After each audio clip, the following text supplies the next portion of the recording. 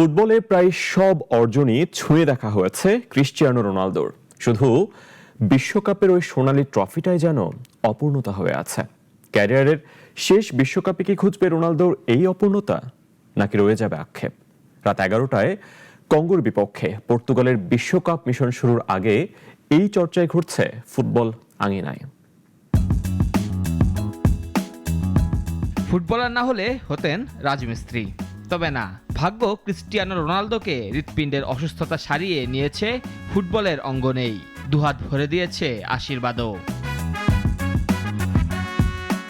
দীর্ঘ ক্যারিয়ারে অসংখ্য গোল, রেকর্ডের পর রেকর্ড, 5টি ব্যালন ডিওর, ইউরোপ সেরার মুকুট আর অগণিত ব্যক্তিগত অর্জন ক্রিস্টিয়ানো রোনালদোর। তবে তারাদেরও তো আলো ছড়ানোর শেষ আছে।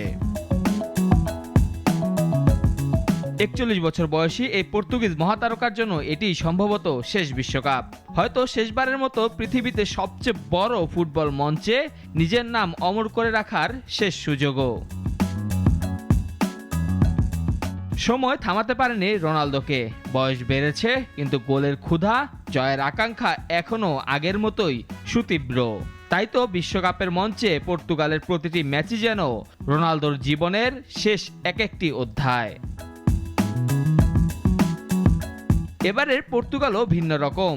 এটি আর শুধু একজন তারকার দল নয়, Bruno Fernandes, Vitinha, João Neves, Rafael লিয়াওদের নিয়ে গড়া শক্তিশালী ভারসাম্যপূর্ণ দলটিকে বলা হচ্ছে পর্তুগালের ইতিহাসের অন্যতম সেরা। 2016 ইউরো জয়ের মাধ্যমে দেশের দীর্ঘ শিরোপা খরা কাটিয়েছিলেন রোনালদো। এরপর নেশনস লিগও জিতেছেন।